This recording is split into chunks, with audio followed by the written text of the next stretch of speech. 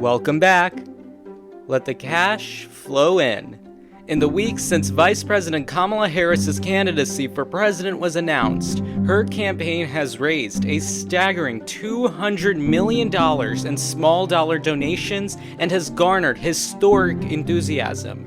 We'll talk about if this will last, the benefits of this, and what may increase this enthusiasm going forward. Plus, I'm sharing my exclusive interview with newly appointed State Representative Nicolle Grasse to discuss her appointment, her background, and policy priorities in her first interview since taking office.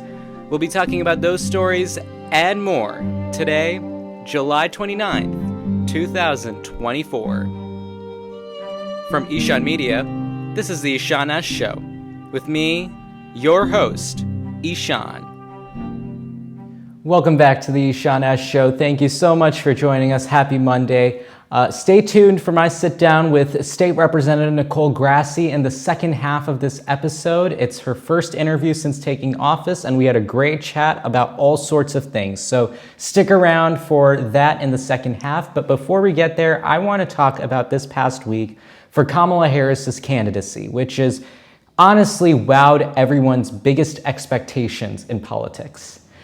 We've gotten, in depth about the process of her becoming the candidate and all that went into President Biden dropping out of the race. And you can go watch some of my episodes from last week to understand more of that. But it's pretty impressive how Vice President Harris, at the bare bones, has managed to harness this crazy amount of enthusiasm that we have not really seen before. It's just the way that she's been able to rally so many people in the Democratic Party. I mean, even when President Biden ran in 2020 and he was doing historically poorly in that primary and then managed to just quickly turn things around like that after the South Carolina primary, his support shot up. But that was only after multiple fourth and fifth place finishes and a lot of months of uncertainty for his campaign. He managed to turn things around pretty quickly and then consolidated the support of his party. That was pretty impressive. But in its own right, this candidacy of Kamala Harris has managed to consolidate in a far more remarkable fashion, faster than anyone would have even expected. She went from not knowing what was going on Sunday afternoon one day to becoming the presumptive Democratic nominee by Monday night. I think it's not talked about enough just how rapidly things changed for Kamala Harris and evolved right in front of our eyes as voters and observers. And Trump was stealing the headlines the entire week before because of the Republican National Convention, which was taking place in Milwaukee, where we saw the Republican Party's historic unity. Forget that ever happened, because no one even remembers that. Because as soon as President Biden posted that historic and famous letter now, no one remembers what happened at the RNC. Forget that. And obviously, there was a ground game working behind the scenes to help Harris consolidate that support from people within her orbit. So it was more of her jumping into the groove. But really, even then, with the 36 hours, her consolidation of support is so mighty. And I find this especially shocking and just interesting, because in my own conversations with so many voters right up until that point, most people didn't like Kamala Harris. They didn't have a very positive view of her, and it mainly came from a series of poor media interviews and misconstrued policy portfolios, such as dealing with the root causes of illegal migration, which Republicans have falsely mischaracterized as her being in charge of the border completely and being the border czar. Those are negative views of her, and those were then reflected in the polls. So, and she was starting off with a really poor approval rating. We've been watching for a long time. Among independents in an ABC News poll from July 19th to July 20th, she had an approval rating that rang in at 28%. That's pretty low and not very impressive. But just a week later, that support surged to a staggering 14 points to 42%. Mind you, that's still underwater, but this 14% increase in approval rating for Harris comes from this rapid consolidation of support among the Democratic base and has exponentially expanded her capabilities as a Democratic candidate. And it's definitely gotten under Trump's skin, especially with his own approval ratings. Because now even from within their own campaign, they are beginning to realize that she is a much stronger candidate than they were even fearing. He went from 35% support among independent voters, which is pretty low in its own right, down 8 points to 27%, which was worse than Harris's 28%. Now, that should not be completely taken for, what it is, because I should note that some of these polls are fluid, because there was one poll that showed Trump at 51%. So it is something that evolves and changes, and we have different perspectives. But beyond the approval rating, we've already talked about the TikTok edits and the huge support among different groups in the Democratic Party, including Black women for Harris, Black men for Harris, LGBTQ folks for Harris, Native people for Harris, white women for Harris. And right now, as we're recording this, there is a White Dudes for Harris call that is activating support among that demographic. So Harris is activating her coalition. And she's also managed to raise $200 million in small dollar donations. That money aspect is staggering. It's the best fundraising show for the Biden-Harris campaign since 2020. So basically, Joe Biden went through his entire re-election campaign and was not able to garner that much support that Harris was able to amass in just a single week of the infancy of her candidacy. Now, there was a race to also define Kamala Harris from the right. Ideally, it would have been to reintroduce her as this leftist radical from San Francisco. However, with controversy coming from Trump's running mate, J.D. Vance, with a lot of unusual comments, such as one criticizing people who don't have children, like this one that I'm going to play right now. Saying is that we're effectively run in this country via the Democrats, via our corporate oligarchs, by a bunch of childless cat ladies who are miserable at their own lives and the choices that they've made, and so they want to make the rest of the country miserable too. And it's just a basic fact. You look at Kamala Harris, Pete Buttigieg, AOC, the entire future of the Democrats is controlled by people without children. And how does it make any sense that we've turned our country over to people who don't really have a direct stake in it? And then comments from former President Donald Trump that hit it out of the park with this Turning Point USA speech that he gave. And again, Christians, get out and vote just this time. You won't have to do it anymore. 4 more years, you know what? It'll be fixed. It'll be fine. You won't have to vote anymore, my beautiful Christians. I love you, Christians. I'm a Christian. I love you. Get out. You got to get out and vote. In 4 years, you don't have to vote again. We'll have it fixed so good you're not going to have to vote.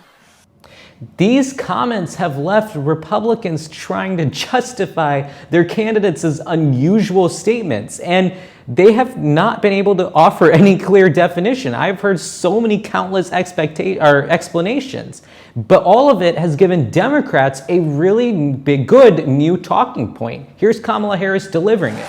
And you may have noticed Donald Trump has been resorting to some wild lies about my record, and some of what he and his running mate are saying, well, it's just plain weird. Because let's be honest, some of the stuff that they are saying is just plain weird. And now take Harris, who has taken the internet by storm, and through only the fault of the Republican ticket, there is no need for her to have to defend herself because they are too busy defending themselves from silly things that they say. Now, of course, this race is always going to be changing, so we'll continue to see how things unfold and what's in store. But the way things are headed, I get this feeling that we're going to be talking about a lot more comments like this, and so this race to define Kamala Harris may not be so much of a challenge for her because she's just trying to introduce herself to the nation, while Republicans are going to have to now contend with the weird things that they're saying and also fight this notion that what they are saying is weird. I mean, a lot of things to share. But, that's where I'll leave it for here. When we come back, I will be sharing my sit-down interview exclusive with Representative Nicolle Grasse of the 53rd District. It's an interview you don't want to miss. So we'll be right back after this short break with Representative Grasse. In today's fast-paced and chaotic political landscape, it's more important than ever to stay informed and responsible as voters. That's why the Ishan S. Show is here, to help you make sense of it all. It's my mission to democratize news access, provide unbiased reporting, and deliver real analysis on the biggest issues of our time. And I love this job so much because it allows me to teach and inform so many people, specifically young people, about the interesting and ever-changing world of American politics. And so if you find my episodes valuable, please share them with your friends and family. It's the best way to help this show grow. Please don't forget to subscribe on YouTube, follow us on Spotify, and check out the political news blog and subscribe there on the IshanSshow.com for more in-depth analysis. We're also active on X and Instagram, so be sure to follow us there as well for breaking news posts and updates about the show. Every time someone tells me that the Ishan S. Show is the reason they went out to vote or they paid attention to a news cycle, it means the world to me.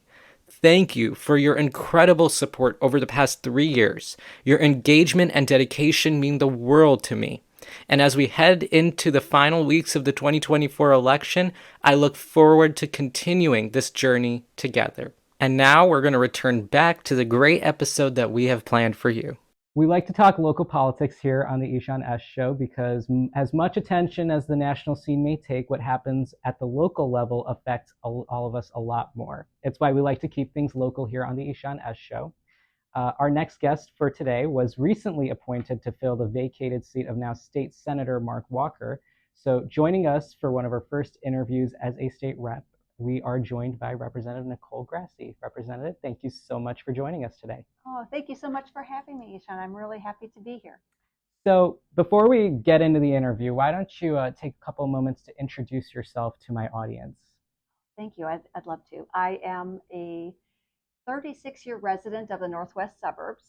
I currently live in Arlington Heights with my husband and daughter. She graduated from Rolling Meadows High School, and she is now a rising junior at Michigan State University studying to be a teacher. Nice. My husband was a high school teacher with High School District 214 all of his career. Mm-hmm. And I have been a hospice chaplain for the past 31 years in the area, visiting people who are terminally ill in their homes and nursing homes and facilities. Sure. So we'll get into the work you've been doing as a representative, but it is my understanding, and you just mentioned your work as a hospice chaplain and in healthcare in general. Tell me more about your experience in that field and your long career and how that's impacted your civic interests, or how that might have motivated some of the policy work you might be doing. I think it's a wonderful question because I had no idea this path was going to lead me here, but it really seems to fit quite well. As a hospice chaplain, I am tasked with meeting people at a time of their life where they are facing a crisis or a big concern and issue. And my role has been to meet people where they are, talk about what their concerns or needs are, and see what we can do to find solutions together to help with what matters most to them. And that same kind of public service has really transferred well into this kind of an area as well too. Mm-hmm. And part of what I found as a hospice chaplain were that there were a lot of needs and concerns for people in the community that were most best addressed and helped by different government services and agencies as well. And so True. I was often tasked with making those connections, finding out who could help, what we could do. And I actually started my hospice work during the AIDS crisis. And that was a time where I found a lot of those gaps in care and needs for a lot of our patients and families. And that really encouraged me to start getting involved in the community and trying to work for solutions on a bigger level to help those people who are most in need. And that kind of public service that really involves a whole community approach has been also what led me to run for local village trustee, to bring a healthcare and human service perspective to the village board decisions that affects our everyday lives, that eventually led me to consider to apply for the state representative opening. Nice. So you did just talk about your time as a township trustee. So beyond just Village trustee our with village Arlington Heights, trustee, yes. beyond just your work in healthcare, what else motivated you to get into that line of business? Was there anything else going on at the time, or something else that also motivated you to run? So I'm actually an ordained clergy person in a Protestant denomination called the United Church of Christ. Okay. And our entire history has always been about caring for people and working for justice in all its forms. And so that is a big part of what brought me into hospice chaplaincy and has brought me into different causes and concerns within the community, whether it's environmental justice, racial justice, social justice. All those issues have been a long part of my faith tradition that have guided me into trying to just do what I can to make the world a better place for all of us. Nice. Okay. So most of our viewers are young people, high schoolers, college students. And so they usually get how a normal election to these types of roles works. But you had a bit more of an unusual path coming here. You were appointed to this seat. So what exactly does that process look like, just to educate my viewers? What exactly entails in that sort of thing? And if I may just add, I have been involved with various political elections. I've been an election judge for a long time. I had no idea how this even worked. So it's not necessarily about an age thing. I don't think this happens that often, but it was a little bit of almost like a domino effect. So State Senator Ann Gillespie was appointed by the governor to be director of insurance. Right. So that left an opening in her spot. And part of the rules, and please correct me if I'm needing this, part of the rules are because she was a Democrat was needed to be appointed to fill her position. And part of who decides that are the area township people. And each township person has a different weight of a vote based on how many people voted in their township in the last election. And so the area township people voted to fill Ann Gillespie's position with former state representative Mark Walker. So that left his position, state representative, open. And the same process applied for me then, where the area township people, there were 5 township people who voted, met with all of the applicants, and then voted on who they would choose to fill that up, to be appointed in that position. Let me backtrack. Part of the process, and I really appreciate this, I believe there were 8 candidates for the state representative position, of which I applied. And we had a public forum on Zoom for people to ask questions ahead of time, and we would answer together as a group. And then we had a public forum that week with all the township people, and the community were welcome and invited. And so it was all a very public process for that interview and appointment. Right. So I guess a bit more of a personal take. How did it feel when you found out that you were selected for this role? How did it feel? It was humbling, and I realized the important honor and responsibility, and I was very grateful. I also was grateful to have met a number of people who also applied, many of which, we are now working together on common causes. So that's been a wonderful thing. It's felt very similar to winning the election for village trustee. I hoped to win. I did everything I could to make sure people knew who I was and what I stood for and what I hope to do to support the community. So it was similar to that, but I realized the importance of this position, and I take that very seriously. Well, very good. I mean, I can imagine it's a pretty nice feeling. So let's shift gears a little. I have been talking to voters and constituents alike all around the area, and I've been hearing all sorts of issues come up when it comes to policy concerns. You've not been in the position that long, but I'm sure you've talked to some constituents. What are some of the biggest issues you're hearing right now that your constituents are having that they want you to help address? That's a great question, and I am just starting. So I'm actually looking forward to being able to knock a lot of doors and hear a lot more from the constituents about what their needs and concerns are. Mm-hmm.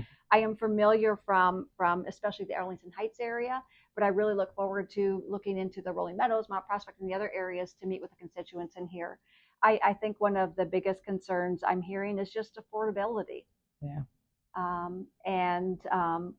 You know, the value placed on public schools, but just how expensive a lot of things are. I'm hearing a lot of that. And I'd love to hear what you have been hearing. Well, you know, I mean, the affordability crisis is definitely coming up. We are hearing, and actually that is by far what I'm hearing the most. If I had to put a number on it, I'd honestly say like 80-85%. But people also bring up public safety, gun control, and we just had Sherry Williams on yesterday. We were talking about it there, prevalent issue in this area, education. But as we look at the rest of your term, which runs through January, what are your priorities when it comes to these issues, and what are some things you hope to at least work on or get started with before your term is up for this term? Good question. You know, I come from a healthcare and human service perspective, so that is definitely part of my heart, especially affordable and accessible healthcare. Continuing to be a strong supporter of reproductive rights is a very important concern. I hear from many people that I will be a supporter of myself. Mm-hmm. And I also am a strong supporter of the need for improved and accessible mental health support for all of us. Especially, I do hear a lot of concerns with just the heightened anxiety that many of our people are feeling from all levels, especially younger people. Yeah. And that is probably one of the biggest issues I've heard a lot about, is just that anxiety that is constant and present. And what do we do with it? How do we find help with that? And I've heard a number of people talk about just even some of the shooter drill trainings, how that is so anxiety producing for young people, not to mention just the concern with gun violence and need for help with that. So anyway, I can be a supporter of that. But I also do want to hear more from the constituents who I'm representing to find out what they are wanting and needing me to do as their voice. Sure. And if any constituents are listening, I'm sure they are. What is the best way to get in touch with your office in case something comes up? Oh, thank you. And I hope they do. I welcome all comments and questions and concerns. There are a couple ways. You can always call us at 847-749-1137 or contact at staterepgrasse.com. Mm-hmm. Those are two good ways to be in touch. But we also have a new Instagram and Facebook. We will be getting a Threads page soon, but I think you can contact us on those. But I would think maybe the phone and the email might be a little faster and better way to communicate quickly. But I really would welcome any sort of comments from anyone to hear more about what matters to you and what concerns you have and ways I can be of support. That's great to hear. So listeners, if you have any concerns and you're from the 53rd, feel free to use those avenues to get in touch with Representative Grasse. May I talk about some of the district of the 53rd? Just so people kind of know that. Yes. It kind of starts out at Harper College. Yes. Covers most of Rolling Meadows, southern part of Arlington Heights, most of Mount Prospect, and a little bit of kind of Maine, is a little bit beyond, just a tiny bit of Maine Township. Sure. So, but it's all that entire area is the 53rd district. Perfect. So again, if you are from those areas, and then there's always a great way to look it up. I'll link a few resources in the description as well if you want to get a more specific focus, because I know at the borders it gets a little, even with myself. Yes. I'm right at the border of the 51st, the 53rd, and the 54th, so it's kind of weird and mushy there. But yeah, I'll put a resource in the description so that people can better act, and that should also have some contact information as well. But unfortunately, we are almost out of time for this interview. So before I let you go, are there any parting thoughts that you wanted to share with my audience? I want to share that being involved and sharing your voice matters in all politics, local, state, and federal. And I really want to encourage everybody to share your voice, use your voice, vote, and encourage everybody else you know to vote, because that's how we can have what matters be a part of the priorities for all of the area governments. All right, Representative Nicolle Grasse, thank you so much for joining us. We hope to have you back on soon. Thank you so much for having me. Have a good day.